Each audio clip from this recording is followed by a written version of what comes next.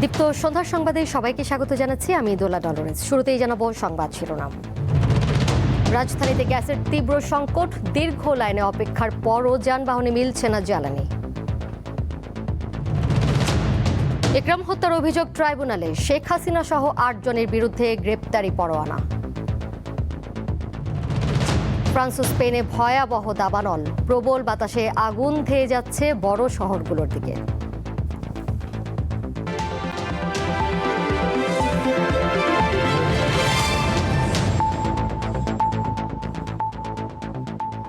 যানবাহনে ব্যবহার করা গ্যাসের সংকট রাজধানীতে।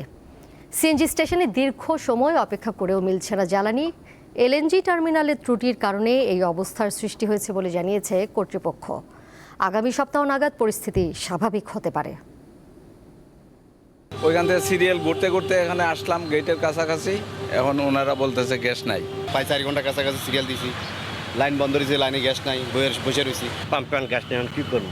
সিরিয়ালে দাঁড়াই দিয়েছি, কারণ আমাদের যে কষ্ট এটা তো আর মালিকেরাও বোঝে না। তেজগাঁওয়ের এই সিএনজি স্টেশনে 2 সপ্তাহ ধরে পর্যাপ্ত গ্যাস পাচ্ছে না গ্রাহকরা। অপেক্ষা করতে হয় দীর্ঘ সময়, অনেক সময় অপেক্ষার পরও মিলছে না জ্বালানি। এই অবস্থায় কলাবাগান, মোহাম্মদপুর, কাফরুল, কাজীপাড়া ও বাড্ডা সহ রাজধানীর বেশিরভাগ এলাকায়। অবশ্য গ্যাসের সংকট থাকলেও দাম বাড়েনি। ওরা তো বলতেছে লাইনে কোনো গ্যাস নাই। তা গ্যাস যদি না থাকে তাহলে আবার গ্যাস দেয়, আবার কতক্ষণ পরে বন্ধ করে, আবার কতক্ষণ পরে দিতেছে। মামলার পলাতক 13 আসামির বিরুদ্ধে গ্রেপ্তারি পরোয়ানা জারি করে আদালত। এই 19 জনের বিরুদ্ধে আমরা আমাদের ইনভেস্টিগেশন এজেন্সি তাদের বিরুদ্ধে প্রাথমিক অভিযোগ পাওয়ার পর আমার কাছে রিপোর্ট দাখিল করে, এবং সেই অনুযায়ী আমি তাদের বিরুদ্ধে আমি নিজে বাদী হয়ে আজকে ফর্মাল চার্জ দাখিল করলাম। এবং অত্যন্ত আবেগ আপ্লুত হয়ে তারা এই ভিডিও ফুটেজটি দেখেছেন এবং এই আসামিদের বিরুদ্ধে ট্রাইব্যুনাল অভিযোগ আমলে নিয়েছেন, এবং আমাদের প্রেয়ার অনুযায়ী যারা ইতিমধ্যে গ্রেফতার আছে তাদেরকে এই মামলায় সনেরেস্ট করেছেন। যারা পলাতক আছে তাদের বিরুদ্ধে গ্রেফতারি পরোয়ানা দিয়েছেন। এছাড়া জুলাই গণ অভ্যুত্থানের এক মামলায় আওয়ামী লীগের সাধারণ সম্পাদক ওবায়দুল কাদের সহ 7 জনের বিরুদ্ধে ট্রাইব্যুনালে সাক্ষ্য দেন সাংবাদিক আশরাফ কায়সার। মাহিদুর রহমান, দীপ্ত সংবাদ, ঢাকা। ভারপ্রাপ্ত রাষ্ট্রপতি হাফিজউদ্দিন আহমদ সাভারে জাতীয় স্মৃতিসৌধে মুক্তিযুদ্ধের বীর শহীদদের প্রতি শ্রদ্ধা জানিয়েছেন। বেলা 11:30টার দিকে তিনি স্মৃতিসৌধে পৌঁছান। মহান মুক্তিযুদ্ধের শহীদদের প্রতি শ্রদ্ধা নিবেদনের পর হাফিজউদ্দিন আহমদ কিছুক্ষণ দাঁড়িয়ে থাকেন। পরে তিনি পরিদর্শন বই সই করেন। মোহাম্মদ শাহাবুদ্দিন রাষ্ট্রপতির পদ থেকে সরে দাঁড়ানোর পর সংবিধান অনুযায়ী রাষ্ট্রপতির দায়িত্ব গ্রহণ করেন জাতীয় সংসদের স্পিকার হাফিজউদ্দিন আহমদ। পরে তিনি রাজধানীতে সাবেক রাষ্ট্রপতি জিয়াউর রহমান ও সাবেক প্রধানমন্ত্রী খালেদা জিয়ার সমাধিতে শ্রদ্ধা নিবেদন করেন।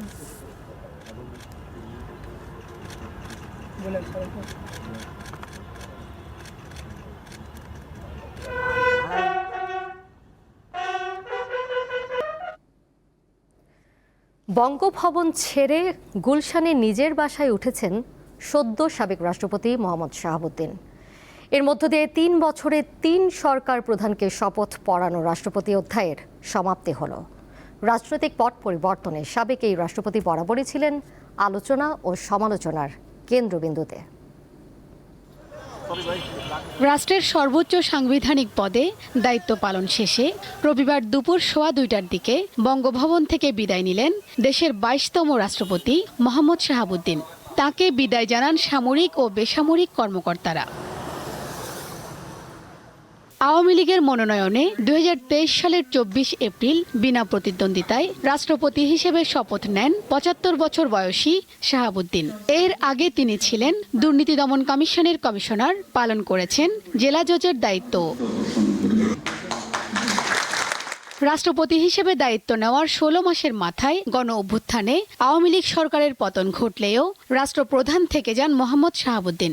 ডক্টর ইউনূসের নেতৃত্বাধীন অন্তর্বর্তী সরকারকে শপথ পড়িয়েছেন তিনি। চলতি বছরের 17 ফেব্রুয়ারি দেশের 11তম প্রধানমন্ত্রী তারেক রহমানকেও শপথ পড়ান। তবে 24-এর পট পরিবর্তনের পর বিভিন্ন সময় সাবেক এই রাষ্ট্রপতিকে অপসারণের দাবিতে বিক্ষোভ করেন আন্দোলনকারীরা।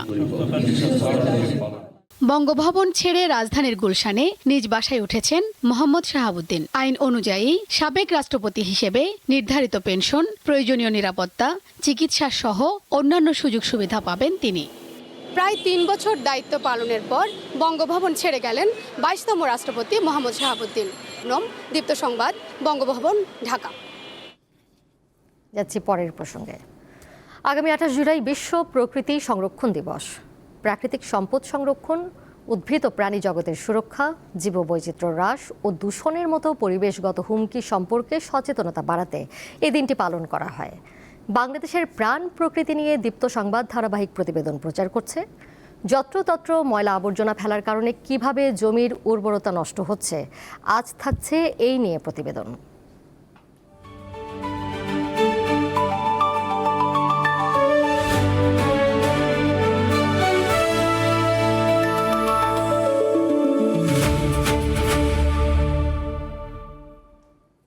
বান্দরবানে অপরিকল্পিত ও অস্থায়ী ডাম্পিং স্টেশনে উন্মুক্তভাবে ময়লা আবর্জনা ফেলার কারণে বৃষ্টির পানির সাথে বর্জ্য ছড়িয়ে পড়ছে স্থানীয় ঝিরি, নদী ও কৃষি জমিতে। এতে প্লাস্টিক, হাসপাতালে ব্যবহৃত সিরিঞ্জ, ইনজেকশনের সূচ, স্যালাইনের ব্যাগ সহ অন্যান্য বর্জ্যের কারণে জমিতে চাষাবাদ করতে পারছেন না কৃষকরা। বান্দরবানে অপরিকল্পিত ও অস্থায়ী ডাম্পিং স্টেশনে উন্মুক্তভাবে ময়লা আবর্জনা ফেলার কারণে বৃষ্টির পানির সাথে বর্জ্যগুলো ছড়িয়ে পড়ছে স্থানীয় ঝিরি, নদী ও কৃষি জমিতে। এতে নষ্ট হচ্ছে কৃষি জমি, দূষিত হচ্ছে পরিবেশ ও মারাত্মক স্বাস্থ্য ঝুঁকিতে পড়েছে জনজীবন। এদিকে দুর্গন্ধ ও দূষিত হওয়ার কারণে স্থানীয়দের একমাত্র পানির উৎস ঝিরি থেকেও ব্যবহার করা যাচ্ছে না পানি। হাসপাতালে এই যে সুইচ বলে, বিভিন্ন ফার্মাসির যে বিষাক্ত যে ওষুধের দ্রব্য ব্লেড হইতে ছুরি যা হয়তো এখানে ডুবে আছে, নামতে গেলে তো আমাদের এটা আতঙ্কিত হয়ে যায়, কখন যে কি অ্যাক্সিডেন্ট হয়ে যায় আমাদের। কিন্তু তাদের এই জিনিসটা খেয়াল রাখা উচিত ছিল যে কি, যাতে করে পার্শ্ববর্তী যে জমি, ধানের জমি, তাদের ক্ষতি না, তারা ওই ধরনের যে একটু ব্যবস্থা নিতেন, হতে ক্ষতি হতো না। আসা যাওয়ার পথে দেখেন রাস্তার উপরে পৌরসভার ময়লাগুলো রাস্তার উপর ফেলে যায়, ভালো ময়লাগুলো একদম নদীতে চলে যায়। ওদিকেও মনে করেন ছোটো ছোটো যেগুলো জিরি আছে, জিরির মধ্যে মানুষ গোসল করতেছে, বাচ্চা নিয়ে মনে করেন এদিকগুলো মাদ্রাসা যাই, স্কুলে যাই, আমরা আসা যাওয়া করতে পারি না। এই দুর্গন্ধটা পুরো বান্দরবান শহরে এটা ছড়িয়ে যাচ্ছে। এছাড়াও প্লাস্টিক সহ হাসপাতালের ব্যবহৃত সিরিঞ্জ, সুচ ও ভাঙা কাচের ভয়ে জমিতে কাজে নামতে পারছেন না কৃষকরা। পৌরসভা ময়লাগুলো সব ওইখানে স্থায়ী আটকানো, ওনারা কোনো কিছু করেন নাই। বৃষ্টি হলে এভাবেই আছে, কিন্তু এইবারে যে পরিমাণ আসছে এটা তো আর চাষ করার মতো না। যদিও পৌরসভা থেকে হয়েছে, কিন্তু সমস্যাটা হয়েছে পৌরসভার বাইরে গিয়ে। তো ওখানে কর্মচারী হিসেবে আমি যেতে পারি না, প্রথমত আমি যেতে পারি না। আর আমি গেলেও আমার করার কিছু নেই এই কারণ আমার কাজ হচ্ছে সীমাবদ্ধ। এখানে জনগণ যে প্রাত্যহিক ময়লাগুলো উৎপাদন করে, সেগুলো অপসারণ করাটা হচ্ছে আমার কাজ। বান্দরবানবাসীর দাবি, জেলায় একটি আধুনিক ও পরিবেশ বান্ধব ডাম্পিং স্টেশন নির্মাণের পাশাপাশি ক্ষতিগ্রস্ত কৃষকদের জমি সংস্কারের মাধ্যমে চাষাবাদের উপযোগী করে দেওয়া সহ তাদের যথাযথ ক্ষতিপূরণ দেওয়া হোক। কেমুয়ং মার্মা, দীপ্ত সংবাদ, বান্দরবান। বিভিন্ন রাজনৈতিক দল সদ্য সাবেক রাষ্ট্রপতি মোহাম্মদ শাহাবুদ্দিনকে গ্রেপ্তারের দাবি জানালেও সরকার বিষয়টি আমলে নেওয়ার মতো কোনো আইনি ভিত্তি দেখছে না বলে জানিয়েছেন স্বরাষ্ট্রমন্ত্রী সালাউদ্দিন আহমদ। জানান, শেখ হাসিনার সঙ্গে সাবেক রাষ্ট্রপতির কথা হয়েছে, এমন কোনো তথ্য নেই তার কাছে। অসুস্থতার কারণ দেখিয়ে শুক্রবার রাষ্ট্রপতির পদ থেকে পদত্যাগ করেন মোহাম্মদ শাহাবুদ্দিন। তাঁর পদত্যাগের পরেই বিরোধী রাজনৈতিক দলগুলোর পক্ষ থেকে তাঁকে গ্রেপ্তার করে বিচারের আওতায় আনার দাবি তোলা হয়। চিকিৎসার জন্য বিদেশে গিয়ে তিনি পলাতক শেখ হাসিনার সঙ্গে টেলিফোনে কথা বলেছেন বলেও অভিযোগ ওঠে। সকালে সচিবালয়ে এ বিষয়ে সাংবাদিকদের প্রশ্নের জবাব দেন স্বরাষ্ট্রমন্ত্রী সালাউদ্দিন আহমদ। লন্ডন যে কারোর সাথে কথা বলতে হয় না, তো এটা আমার কাছে অলিক মনে হয়। বলেন, সদ্য পদত্যাগ করা রাষ্ট্রপতি অন্তর্বর্তীকালীন সরকারের পুরো সময় সাংবিধানিকভাবেই দায়িত্ব পালন করেছেন। বর্তমান সরকারও পেয়েছে তাঁর সহযোগিতা। শাহাবুদ্দিনের বিরুদ্ধে ওঠা অভিযোগ আমলে নেয়ার মতো নয় বলেও জানিয়েছেন স্বরাষ্ট্রমন্ত্রী।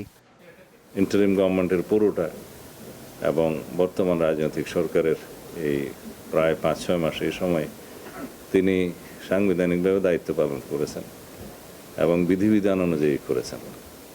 আমরা মাননীয় রাষ্ট্রপতির সহযোগিতা পেয়েছি।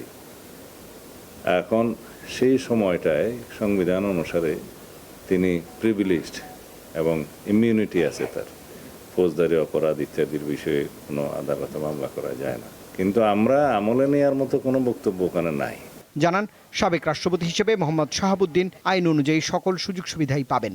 তার প্রোটেকশনের জন্য SSF PGR সহ এটা 6 মাসের একটা বিধান আছে, সেটা 6 মাসের তিনি তাদের সুযোগ পাবেন, মানে প্রোটেকশনের সুযোগ পাবেন।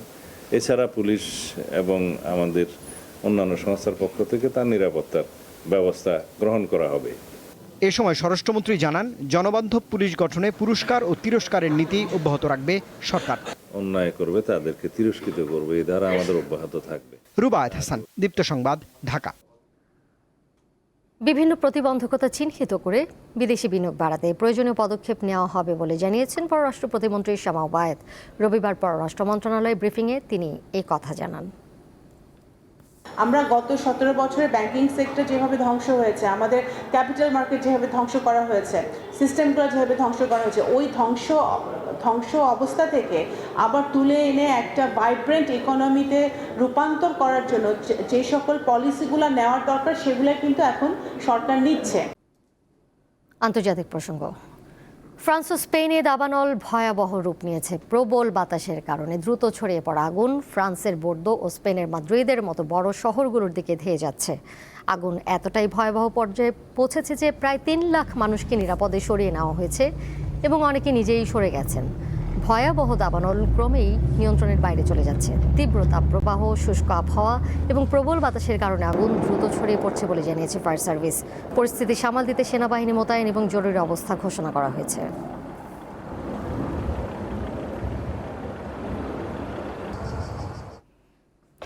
ইসরায়েলি দখলদাররা অধিকৃত পশ্চিম তীরের 2টি মসজিদে আগুন দিয়েছে বলে অভিযোগ উঠেছে।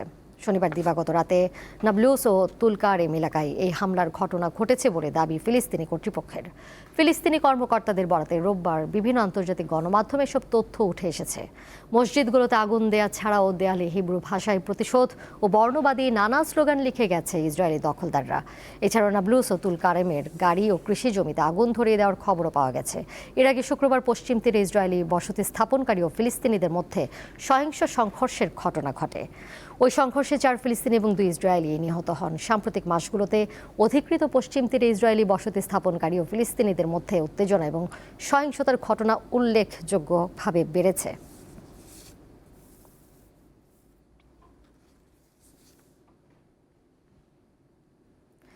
শেষ করব দীপ্ত সন্ধ্যার সংবাদ। যাবার আগে শিরোনামগুলো জানিয়ে দিব আরও একবার। রাজধানীতে গ্যাসের তীব্র সংকট, দীর্ঘ লাইনে অপেক্ষার পরও যানবাহনে মিলছে না জ্বালানি। ইকরাম হত্যার অভিযোগ ট্রাইব্যুনালে, শেখ হাসিনা সহ 8 জনের বিরুদ্ধে গ্রেপ্তারি পরোয়ানা। ফ্রান্স ও স্পেনে ভয়াবহ দাবানল, প্রবল বাতাসে আগুন ধেয়ে যাচ্ছে বড় শহরগুলোর দিকে।